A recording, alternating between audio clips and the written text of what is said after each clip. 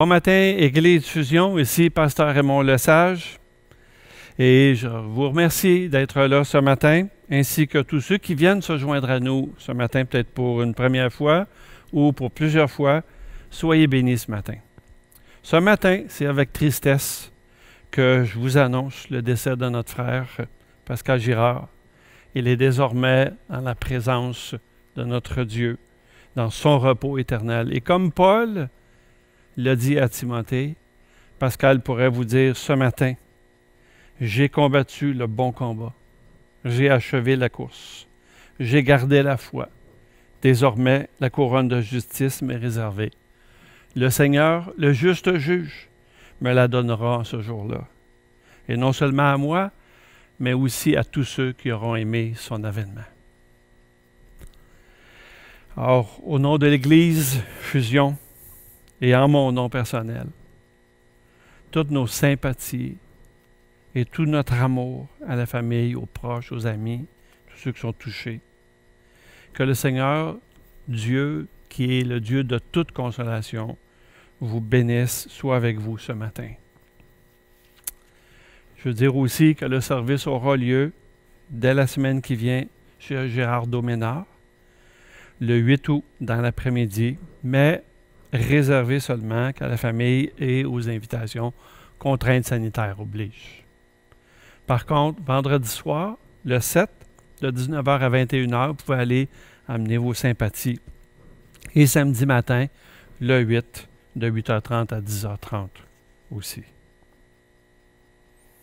Encore une fois, que Dieu soit avec vous. J'ai quelques annonces à faire. Pasteur David est en vacances. Moi, je suis en retour de vacances dès mardi. Et jeudi, on recommence à ramasser les denrées alimentaires pour la banque alimentaire du boulevard de la Mairie. Alors donc, on y va pour jeudi de 1h à 3h. Donc, soyez généreux. Et vendredi, de 1h à 4h, il y a des ateliers de peinture qui ont recommencé. Il y a des offres d'emploi aussi ce matin, entretien, de préposé à l'entretien et de secrétaire. Si l'idée vous intéresse, apportez votre CV, faites-nous parvenir votre CV. Et vous aimeriez avoir toutes les informations sur l'Église, ses activités, eh bien, envoyez-nous vos coordonnées et ça va nous faire plaisir de vous envoyer. Maintenant, louons Dieu, qui est justement notre espérance, qui est mort pour nous à la croix, pour le pardon de nos péchés, qui est ressuscité et qui maintenant est assis à la droite de Dieu et est en train de nous préparer une place auprès de lui. Ce matin, bonne célébration. Que Dieu vous bénisse.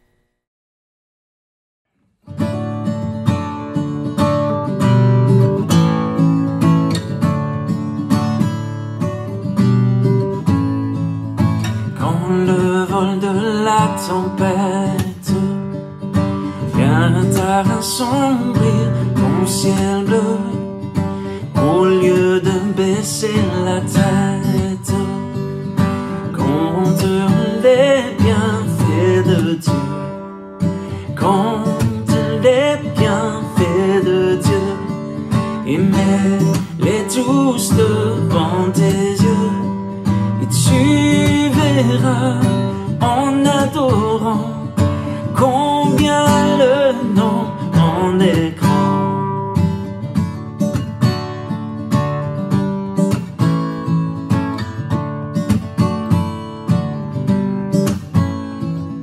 Quand sur la route glissante tu chancelles sous ta croix, pense à cette main puissante qui t'a béni tant de fois.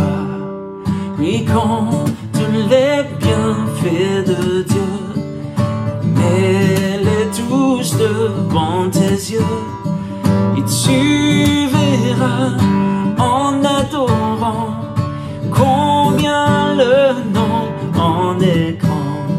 Oui, compte les bienfaits de Dieu, et mets-les tous devant tes yeux, et tu verras en adorant combien le nom en est grand.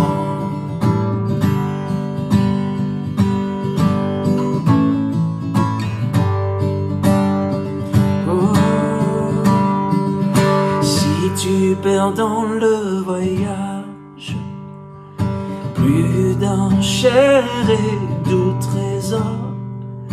Pense au divin héritage qui là-haut te reste encore, et compte les bienfaits de Dieu et mets-les tous devant tes yeux, et tu verras en adorant combien le nom en est grand. Oui, compte les bienfaits de Dieu, oui, mets-les tous devant tes yeux, et tu verras en adorant combien le nom en est grand. Oh oui, tu verras en adorant combien le nom en est grand. Compte ses bienfaits,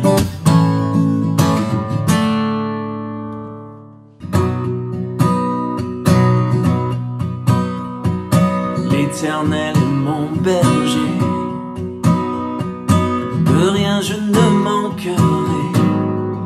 Oh mon âme, chante mon âme, pas à pas il me conduit, au bord des eaux calmes je le suis.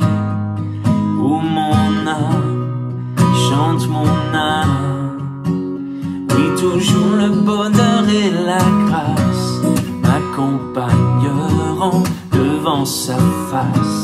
Dans sa présence, tellement de joie, tellement de joie. Et tant qu'il se trouve auprès de moi, aucun mal mon âme tu ne craindras. Et dans son temps, je reviendrai, je reviendrai. Et si je traverse encore la vallée de l'ombre de la mort, oh mon âme, chante mon âme, puisqu'il m'aime le premier, non rien ne pourra me séparer de son amour, de son amour.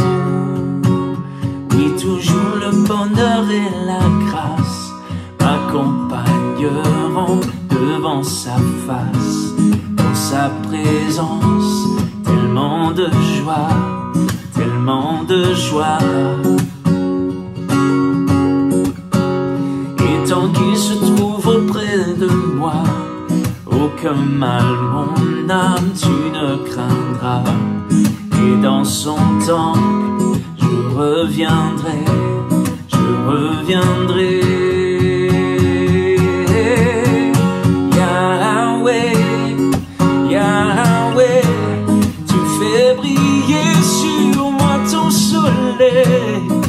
Yahweh, Yahweh, ta lumière chasse au loin les ténèbres. Yahweh, Yahweh, ta parole éclaire mon sentier. Yahweh, Yahweh, Yahweh. Bientôt il viendra me chercher, et dans sa maison j'habiterai.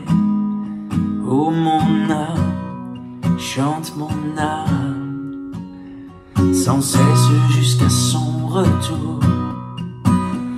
Mon âme chante son amour tous les jours, tous les jours.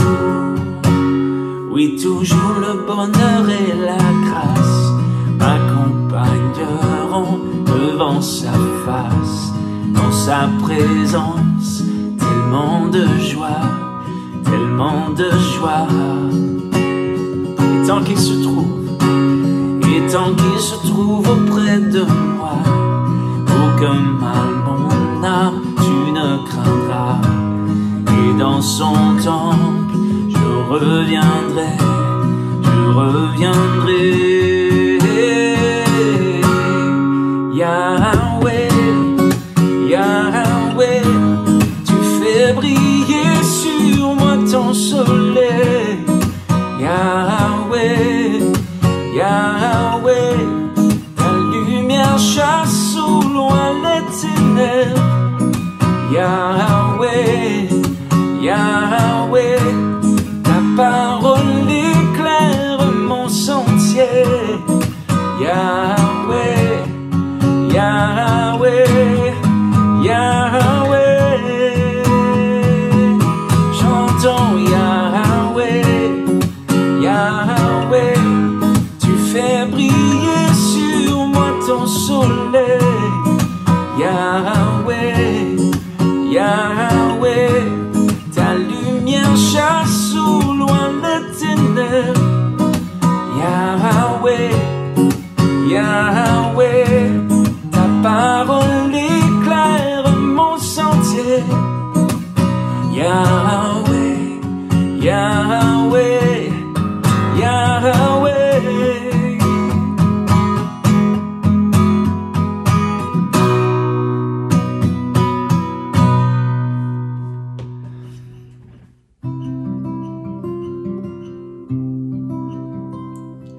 Chantons ensemble ce chant qui est tiré de la prière. Notre Père. Notre Père qui es aux cieux, que ton nom soit sanctifié, que ton règne vienne, que ta volonté soit faite sur la terre comme au ciel. Donne-nous aujourd'hui notre pain de ce jour. Pardonne-nous nos offenses, comme nous pardonnons aussi à ceux qui nous ont offensés. Ne nous laisse pas entrer en tentation, mais délivre-nous du mal. Car c'est à toi qu'appartiennent le règne, la puissance et la gloire, pour les siècles des siècles. Amen. Notre Père qui es aux cieux, que ton nom soit sanctifié, que ton règne vienne, que ta volonté soit faite sur la terre comme au ciel. Donne-nous aujourd'hui notre pain de ce jour. Pardonne-nous nos offenses, comme nous pardonnons aussi à ceux qui nous ont offensés. Ne nous laisse pas entrer en tentation, mais délivre-nous du mal. Car c'est à toi qu'appartiennent le règne, la puissance et la gloire, pour les siècles des siècles. Amen. Abba Père, Abba Père, Abba Père, Abba Père.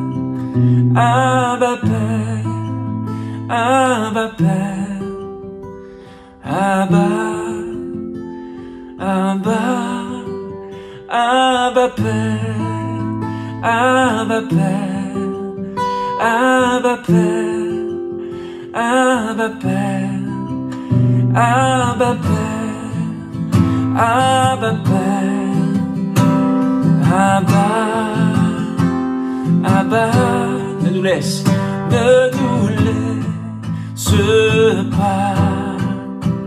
entrer en tentation, mais délivre-nous du mal. Car c'est à toi qu'appartiennent le règne, la puissance et la gloire pour les siècles des siècles. Amen. Car c'est à toi qu'appartiennent le règne, la puissance et la gloire pour les siècles des siècles. Amen. Oui, amen.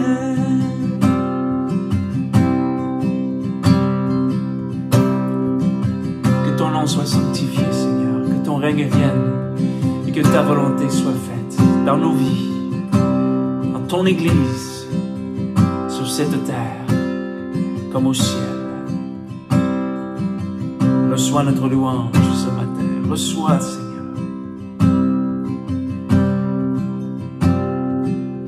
Oh, notre Père,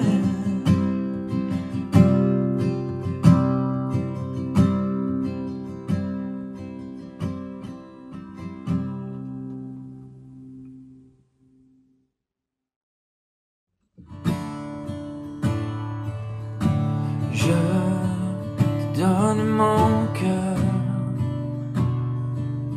il ne m'appartient plus. Ce que j'ai de meilleur, tout est pour toi, Jésus. Un parfum de valeur sur toi est répandu. C'est l'offrande de mon cœur. Tout est pour toi, Jésus.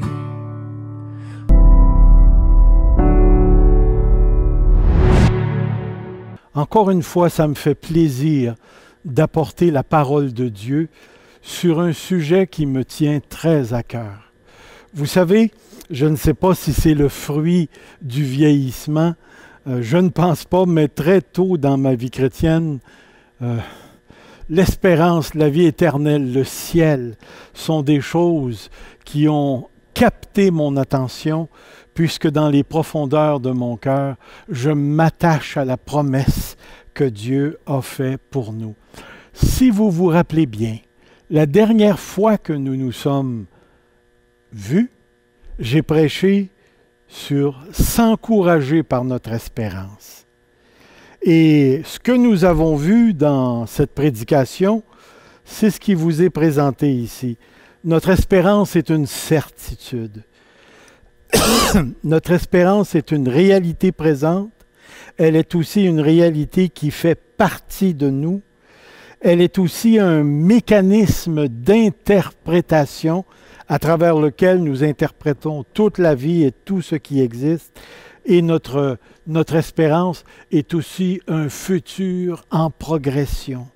Ce matin, ce que j'aimerais regarder avec vous, c'est la nature de notre espérance. Vous savez, On peut maximiser sur les événements de la fin et de tout ce que je pourrais appeler le tralala qui s'y rattache par les prédicateurs de bonbons et tous ceux qui veulent rendre le retour du Seigneur dramatique et qui pourraient nous dire toutes sortes de choses sur le retour du Seigneur. Moi, ce dont je me nourris, c'est l'espérance elle-même. Je sais que mon Sauveur revient. Et je sais que lorsqu'il reviendra, des choses extraordinaires vont se passer. Il nous a déjà donné des pistes de réflexion quant à la nature de notre espérance. Et à travers cette prédication ce matin, j'aimerais informer nos intelligences et informer nos cœurs afin que nous puissions aspirer de plus en plus à ce qui s'en vient pour nous, ce qui nous est réservé dans les cieux. Alors, je vais vous exposer quelques pensées qui ont pour but de mettre en évidence la nature, l'essence de notre espérance. La première chose que j'aimerais mettre devant vous, c'est celle-ci. Notre espérance sera terrestre. C'est important de saisir cette vérité-là, parce que pour plusieurs, la conception du ciel, c'est comme un endroit quelque part flottant, éthéreux, comme si nous étions pour habiter, je ne sais pas trop où, entre le ciel et la terre, et la vie se passerait là, chacun serait sur son petit nuage. Pas du tout. Dans les Écritures, la parole de Dieu nous dit clairement que notre espérance sera de nature terrestre. Regardez le texte. Jésus leur répondit, « Je vous le dis en vérité, quand le Fils de l'homme, au renouvellement de toutes choses, sera assis sur son trône de gloire, vous aussi, vous qui m'avez suivi, vous serez vous-même assis sur 12 trônes et vous jugerez les 12 tribus d'Israël. » C'est intéressant. Assis sur des trônes, renouvellement de toutes choses, donc la terre. Regardez un autre texte que nous avons ici. De fait, la création attend avec un ardent désir la révélation des fils de Dieu. En effet, la création a été soumise à l'inconstance, pour ne pas dire la vanité, non de son propre gré, mais à cause de celui qui l'a soumise. Et ici, c'est soit Dieu lorsqu'il a maudit la terre, ou c'est soit Adam lorsqu'il a péché. Toutefois, elle a l'espérance d'être elle aussi libérée de l'esclavage de la corruption pour prendre part à la glorieuse liberté des enfants de Dieu. Or, nous savons que jusqu'à maintenant, la création tout entière soupire et souffre les douleurs de l'accouchement. Nous serons tous ensemble enlevés avec eux sur des nuées à la rencontre du Seigneur. Frères et sœurs, dans ce texte, la création tout entière attend la révélation des fils de Dieu. Elle attend pour participer à la bénédiction. Alors, ce que le texte dans la lettre aux Romains nous dit, c'est que quelque part, la terre va participer au renouvellement de toutes choses. Et nous allons vivre sur cette terre d'une manière spirituelle et extraordinaire. J'ai marqué ici la montée. Pourquoi? Parce que dans des textes de l'Écriture, il nous est dit que nous serons enlevés pour aller vers le Seigneur. Il dit en effet, si nous croyons que Jésus est mort et qu'il est ressuscité, nous croyons aussi que Dieu ramènera par Jésus avec lui ceux qui sont morts. Ramener avec lui ceux qui sont morts, naturellement, la résurrection sous-entend les corps, donc matériels. Voici ce que nous déclarons d'après la parole du Seigneur. Nous, les vivants restés, pour le retour du Seigneur, nous ne devancerons pas ceux qui sont morts. En effet, le Seigneur lui-même a un signal donné à la voix d'un archange, au son de la trompette de Dieu, descendra du ciel, et ceux qui sont morts en Christ ressusciteront d'abord. Ensuite, nous qui seront encore en vie. Donc, il y aura encore des chrétiens vivants au retour du Seigneur. Nous serons tous ensemble enlevés avec eux sur des nuées à la rencontre du Seigneur dans les airs, et nous serons toujours avec le Seigneur. Il y a la montée, mais il y a aussi la descente. La descente. Dans le livre de l'Apocalypse 21, il nous est dit « Puis je vis un nouveau ciel et une nouvelle terre. Nouveau ciel et une nouvelle terre, car le premier ciel et la première terre avaient disparu et la mer n'était plus. Je vis descendre du ciel, d'auprès de Dieu, la ville sainte, la nouvelle Jérusalem, préparée comme une mariée qui s'est fait belle pour son époux. » Ici, c'est tout à fait évident. Écoutez, Jérusalem qui descend est appelée l'épouse. Et nous savons parfaitement que Jésus n'a pas épousé la brique et le mortier, mais ce sont les personnes qui sont ici représentées et qui descendent auprès de Dieu sur la nouvelle terre et les nouveaux cieux.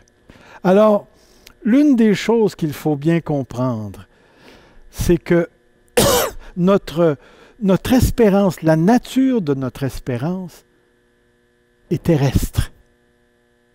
Vous savez, il y a des sectes qui nous disent qu'il y aurait 144 000 qui sont quelque part au ciel avec Dieu et que le nombre est complet et qu'il nous est impossible d'aller au ciel. Et toutes les autres vont vivre sur la terre. La deuxième partie est vraie. On va tous vivre sur la terre au retour du Seigneur Jésus-Christ. Mais la première partie est fausse, parce que la première partie n'existe pas. Tous ceux qui sont en Christ, tous ceux qui sont sauvés, nés de nouveau, à la résurrection d'entre les morts, vont vivre une expérience extraordinaire, mais vont vivre aussi sur la nouvelle terre, dans les nouveaux cieux. Alors la première remarque sur la nature de notre espérance, c'est qu'elle est terrestre. La deuxième chose, c'est qu'elle est corporelle. Corporelle. Il est important de saisir cette vérité, car elle est enseignée dans plusieurs versets dans les Écritures. Regardez ici, et ce n'est pas elle, en parlant de la création, qui soupire, mais nous aussi, qui avons pourtant dans l'esprit un avant-goût de cet avenir, nous soupirons en nous-mêmes en attendant l'adoption et la libération de nos corps. La libération de nos corps. C'est-à-dire que notre corps soit délivré de quelque chose, et on sait par 1 Corinthiens 15 qu'on va probablement lire dans les prochains versets,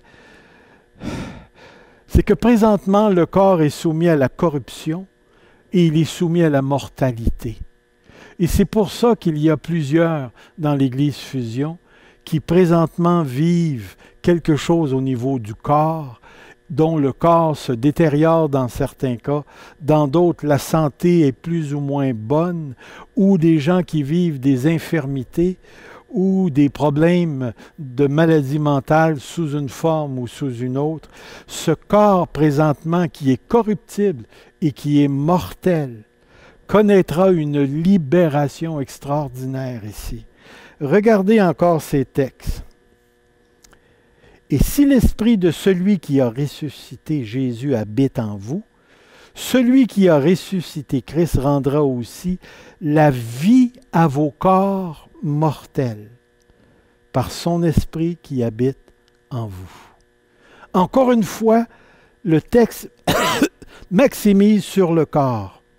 2 Corinthiens 5.1. Nous savons en effet que si notre habitation terrestre, qui n'est qu'une tente, est détruite, nous avons dans le ciel un édifice qui est l'œuvre de Dieu, une habitation éternelle qui n'est pas faite par la main de l'homme. C'est intéressant ici parce que certains théologiens croient qu'entre la première et la deuxième venue du Seigneur Jésus, étant donné que Dieu a toujours voulu la corporalité de l'être humain, c'est-à-dire le fait d'avoir un corps, qu'il existerait entre le ciel, entre la première et la deuxième venue, une sorte de corps durant l'attente de la deuxième venue pour ceux qui sont décédés et qui sont avec le Seigneur. Théorie, je ne sais pas, je n'ai jamais expérimenté la mort, j'en ai aucune idée, mais je sais une chose, c'est que d'après les signes et d'après les révélations, les gens se reconnaissent même après la mort. Et Jésus avait très bien dit au larron, aujourd'hui tu seras avec moi. Donc, dans le moi, il y a cette distinction-là entre le larron et Jésus-Christ. Un autre texte, 1 Corinthiens 15, qui dit, c'est aussi le cas pour la résurrection des morts. Le corps est semé corruptible, il ressuscite incorruptible. Il est semé corps naturel, il ressuscite corps spirituel. Et s'il y a un corps naturel, il y a aussi un corps surnaturel. Il faut en effet que ce corps corruptible revêt l'incorruptibilité et que ce corps mortel revêt l'immortalité. Lorsque ce corps corruptible aura revêtu l'incorruptibilité et que ce corps mortel aura revêtu l'immortalité, alors s'accomplira cette parole de l'Écriture, la mort a été engloutie dans la victoire. Frères et sœurs, pensons à la résurrection de Jésus-Christ. Lorsque Jésus s'est présenté à ses apôtres, il les a invités à le toucher. Il a même dit à Thomas, vas-y, mets tes doigts. Il a même préparé du poisson dans un moment de manifestation et il a mangé avec les apôtres. Alors Jésus était corporel.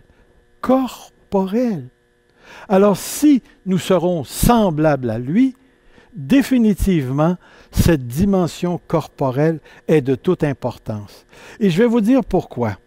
Ceci, il ne faut pas accepter l'idée que le corps n'est qu'une enveloppe dont il faut se débarrasser pour jouir du vrai produit, comme l'emballage d'une tranche de fromage.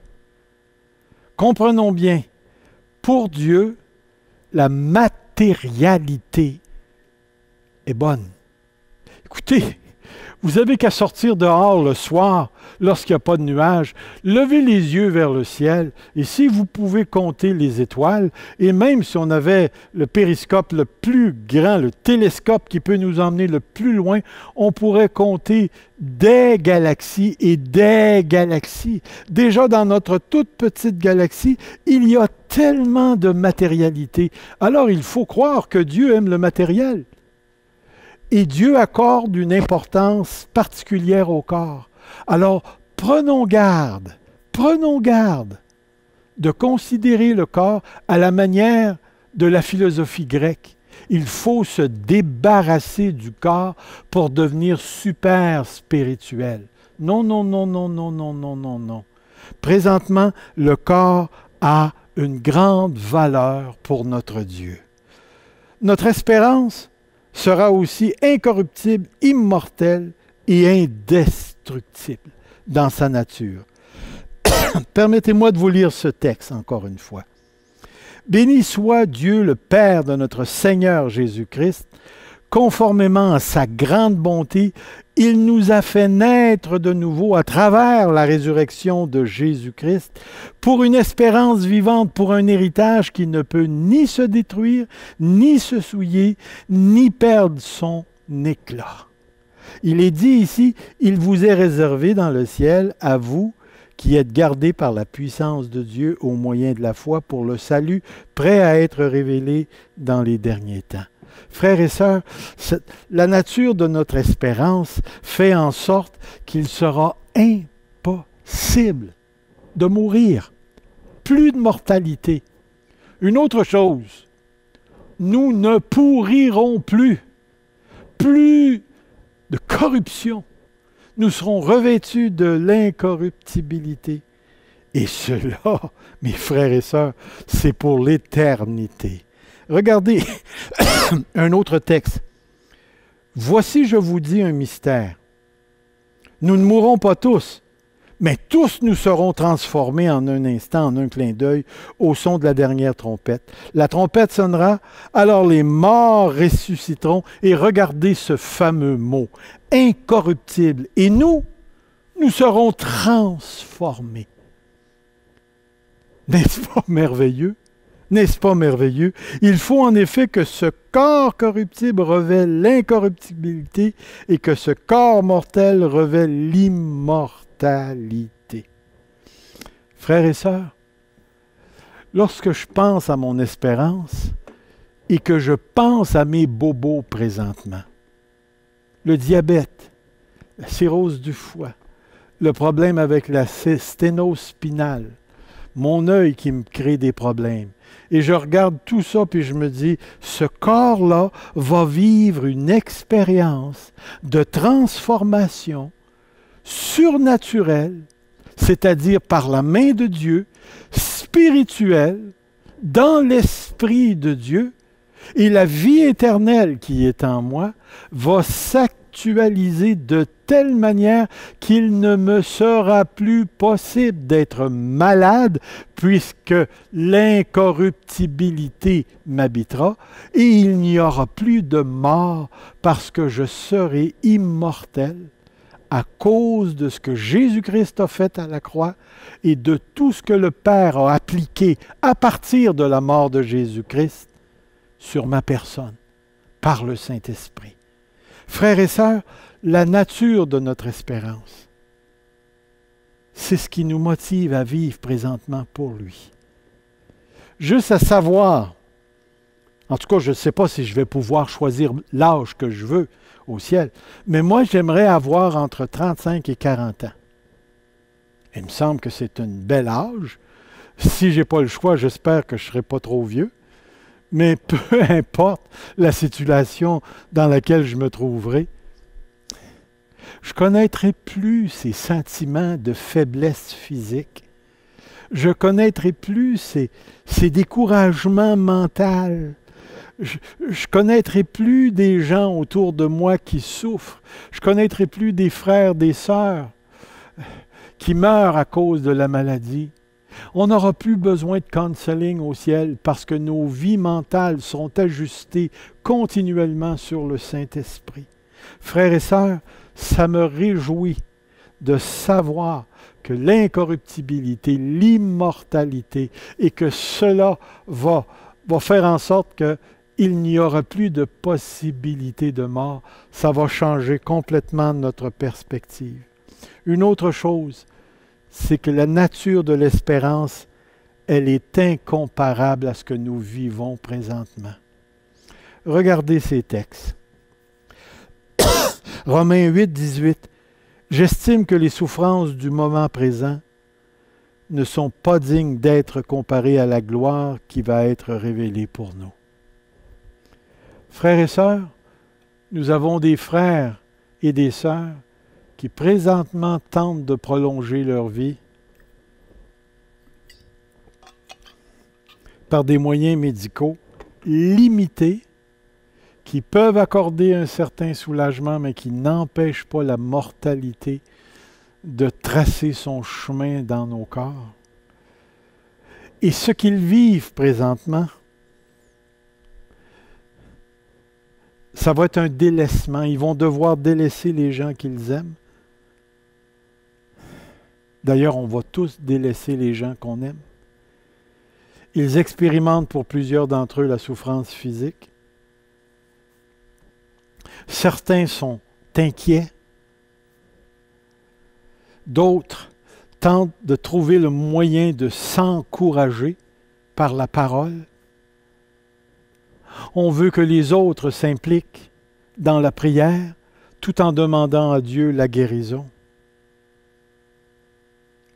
Mais même si ces gens-là sortiraient de la condition physique dans laquelle ils se trouvent, rien ne se compare. Rien ne se compare à ce que nous allons vivre dans la gloire de Dieu. 2 Corinthiens 4, 17, un texte que j'aime 4, 16, 17, aller jusqu'à 5, 1, ce sont des textes que j'aime énormément. En effet, nos légères afflictions du moment présent. À un certain moment donné dans ma vie, j'ai dit à Paul, tu comprends rien. Ce que je vis, ce n'est pas des légères afflictions. Mais à ce moment-là, j'avais oublié que l'apôtre Paul était l'un de ceux qui a connu ce que c'est que de souffrir dans son corps, à travers les gens qui l'entourent, dans la persécution, pour la cause de Christ. Mais il dit, nos légères afflictions du moment présent produisent pour nous, au-delà de toute mesure, un poids éternel de gloire. Ainsi, nous regardons non à ce qui est visible, mais à ce qui est invisible. Car les réalités visibles sont passagères et les invisibles sont éternelles. Ô frères et sœurs, nourrissons-nous de l'invisibilité présentement. Là où Christ est caché, là où notre vie avec lui est cachée, parce qu'il y a un grand moment de révélation qui vient. Et tout le grand dévoilement se manifestera à ce moment-là. Une cinquième chose, notre espérance sera éternelle. Éternelle. Lorsque nous parlons de l'éternité dans la Bible, nous parlons à la fois de la duration et de la qualité de la vie. Vous savez, la vie éternelle, ce n'est pas juste le fait qu'on va continuellement vivre, mais c'est aussi le fait qu'on va vivre dans la shalom, dans la paix de Dieu, dans toute la bénédiction qui accompagne la résurrection d'entre les morts, les nouveaux cieux et la nouvelle terre. Comprenons bien, il nous est impossible présentement, comme l'apôtre nous dit, car la chair et le sang ne peuvent hériter le royaume de Dieu présentement. Nul ne peut voir Dieu dans ce corps ici et vivre. Il nous faut être absolument transformés pour être complètement détachés de cette création qui souffre les douleurs de l'enfantement présentement. Et une fois détachés, revêtus de l'immortalité, pendant toute l'éternité, c'est-à-dire la duration qui va durer, se perpétuer continuellement sans jamais s'arrêter, dans une qualité de vie qu'il nous est impossible encore aujourd'hui de nous imaginer. Aucune richesse terrestre, aucune abondance terrestre ne se compare à ce qu'il nous attend ici. Regardez, plus nous vieillissons, plus nous devenons conscients de la fin de cette vie terrestre. Qui d'entre nous sera là en 2050, c'est-à-dire dans 30 ans? Écoutez, j'ai 63 ans. Dans 30 ans, je vais avoir 93 ans. Et à 93 ans, boy, avec tous les bobos que j'ai, je ne pense pas que je vais me rendre jusque-là. Si les bobos sont pour augmenter, je m'imagine ce que ça va avoir l'air à 93 ans. Mais même si la plupart d'entre nous qui sommes âgés, je dirais plus de 55-60 ans, nous ne serons pas là. Après la mort ou la résurrection, nous ne pourrons plus jamais penser comme ça. Nous ne pourrons plus jamais penser comme ça. Parce que la mort va être éradiée et nous ne pourrons plus, dans notre psycho-émotionnel, penser. Faire une place à une fin de vie. Pensons-y, frères et sœurs. Pensons à tous ceux qui ont quitté cette vie et qui ont donné leur vie pour la cause de Christ et qui sont décédés en jeune âge ou comme martyrs et qui ont choisi, comme dans la lettre aux Hébreux, d'endurer la persécution, la souffrance terrestre afin de participer à l'héritage que Dieu tient en réserve pour nous. Frères et sœurs, rien ne se compare. Nous ne pourrons même pas comparer Auschwitz à la gloire qui nous attend. Frères et sœurs, gardons nos yeux fixés sur cette espérance qui bénit tellement. Une autre chose, c'est que notre espérance sera spirituelle. Spirituelle. Comprenons. Certains pensent que spirituel veut dire non réel. D'autres pensent que le mot esprit veut dire éthéreux, à l'état de gaz ou à l'état de nuage. Pas du tout. Notre héritage sera spirituel parce qu'à la résurrection, nous serons continuellement dans l'esprit. Même si nous sommes dans l'esprit présentement, ce corps n'expérimente pas tout le potentiel du Saint-Esprit. Mais à la résurrection, au retour du Seigneur Jésus-Christ, dans les nouveaux cieux et la nouvelle terre, nous allons vivre quelque chose d'extraordinaire. Le mot spirituel réfère toujours à l'Esprit de Dieu, à ce qui lui appartient, à ce qui relève de sa sphère. Vous savez, présentement, c'est possible pour une personne d'être dans la chair ou dans l'esprit. Mais une fois qu'on sera rendu au ciel, une fois que nous serons dans la réalité de la plénitude du salut que nous avons reçu, nous ne pourrons plus expérimenter la chair telle que Paul nous la rapporte ici. Il nous est dit ici, « Béni soit le Dieu et Père de notre Seigneur Jésus-Christ qui nous a bénis de toute bénédiction spirituelle qui est dans la sphère de l'Esprit, dans les lieux célestes en Christ. » Il est donc possible d'avoir un esprit sans être spirituel.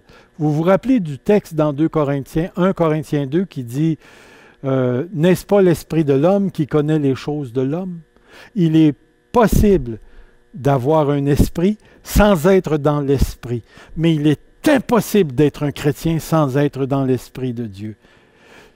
Si quelqu'un n'a pas l'esprit de Christ, la parole de Dieu nous dit dans Romains 8, il ne lui appartient pas. Il ne lui appartient pas.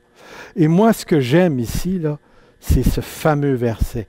Il est semé corps naturel, présentement, il ressuscite corps spirituel.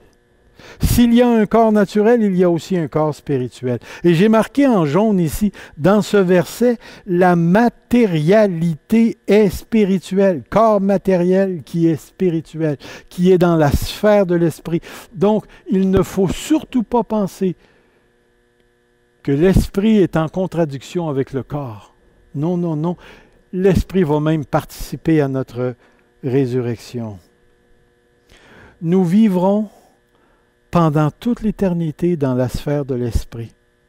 Aucune pensée ou action n'existera en dehors de la sphère de l'esprit. Ouf! Regardez ce thème.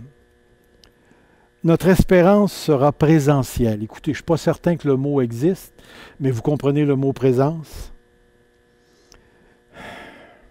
Regardez le texte. J'ai entendu une voix forte venant du ciel qui disait « Voici le tabernacle de Dieu parmi les hommes. Il habitera avec eux, ils seront son peuple et Dieu lui-même sera avec eux. Il sera leur Dieu. » Si vous regardez bien le texte, c'est Apocalypse 21, 3. La vieille terre, les vieux cieux ont disparu. Et là, nous sommes dans une présence perpétuelle de Dieu. Dans l'autre texte, ensuite, nous les vivants qui seront restés seront tous ensemble enlevés avec eux sur des nuées à la rencontre du Seigneur dans les airs, et ainsi nous serons pour toujours avec le Seigneur. Toujours, toujours, toujours. Nous avons donc un avantage à nous impliquer dans la création et dans la société pour apporter d'une part l'évangile de notre espérance. Vous savez, j'ai vécu certaines expériences de la présence de Dieu. Plusieurs parmi nous qui participaient au terminus ont fait de la présence de Dieu une recherche constante de leur vie. Je peux vous dire une chose. Dans les expériences où j'ai vécu la présence de Dieu, il y a quelque chose que je n'ai jamais été capable de m'expliquer. Immédiatement, lorsque Dieu s'est rendu présent à ma conscience, je n'étais plus capable de nier que ce n'était pas Dieu ou que c'était un pur phénomène psychologique ou émotionnel. Mon corps en vibrait. Je savais que Dieu était là. Mes amis, j'aimerais vivre cette expérience en permanence. Mais ce n'est pas possible. Ce n'est pas possible parce que mon corps ne pourrait pas le prendre. Prenez simplement Jean qui s'est retrouvé devant le Seigneur. Il est tombé comme mort devant Dieu. Prenez Daniel, simplement avec des anges, il a tombé malade.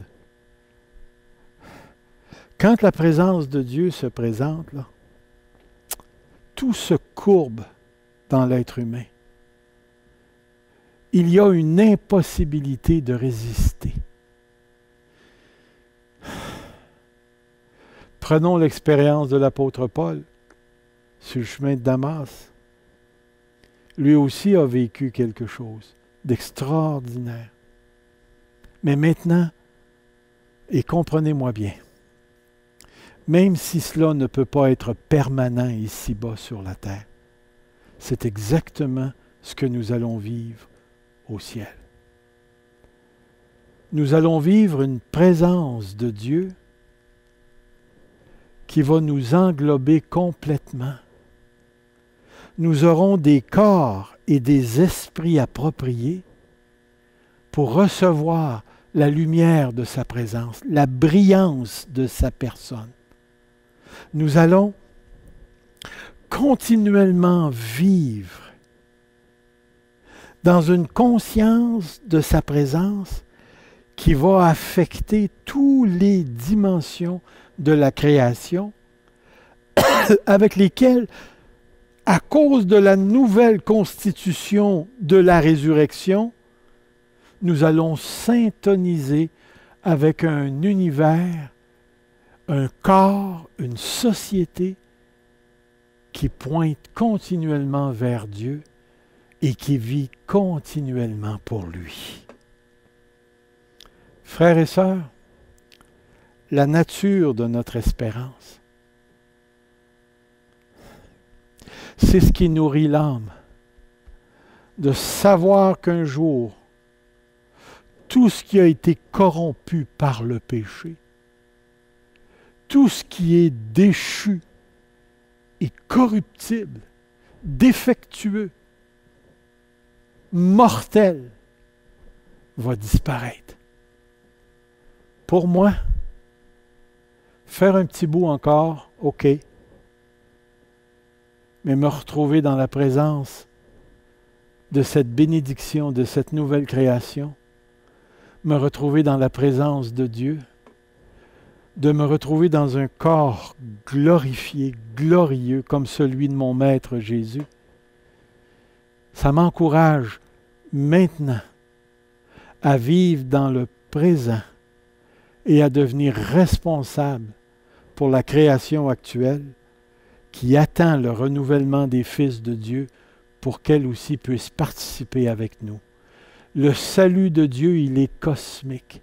Quand Christ est mort à la croix, il est venu ramasser toute la création. Et c'est pourquoi dans Éphésiens, Dieu avait fait le plan de réunir tout ce qui est dans le ciel et tout ce qui est sur la terre en Jésus-Christ notre Seigneur. Et dès ce moment précieux, au renouvellement de toutes choses, au retour de Jésus-Christ, nous expérimenterons quelque chose d'extraordinaire. Alors je te dis à toi, chrétien, à toi, chrétienne, de l'Église Fusion et de tous ceux qui nous écoutent présentement, comme dirait un certain film, Don't give up. Abandonne pas. Persévère. Persévère. Ce qui t'attend est beaucoup plus grand que ce que tu as présentement. Rien n'est comparable à la gloire à venir qui nous est révélée. Que Dieu prenne encore ces quelques paroles et qu'il t'encourage à voir au-delà de ce que tu vis et qu'il t'encourage à endurer et à persévérer jusqu'à la fin, car la plénitude de ton salut s'en vient. Béni soit le nom du Seigneur. Prions.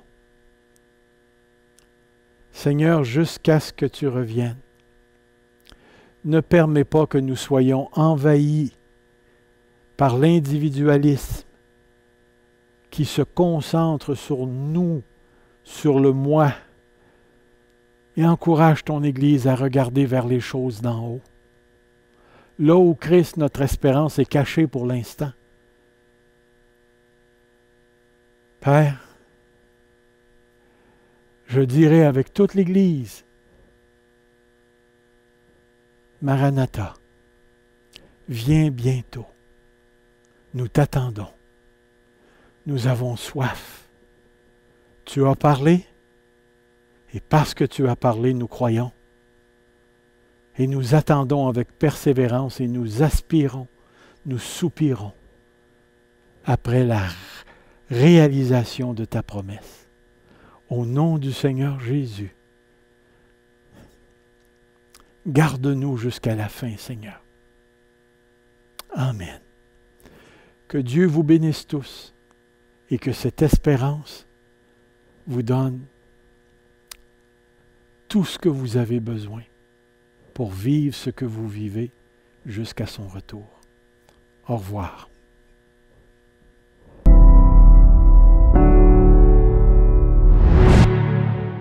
Alors ce matin, je remercie Pasteur Serge pour le bon message qu'il a apporté sur cette espérance du chrétien. Je veux le remercier et si vous avez aimé, partagez-le avec d'autres.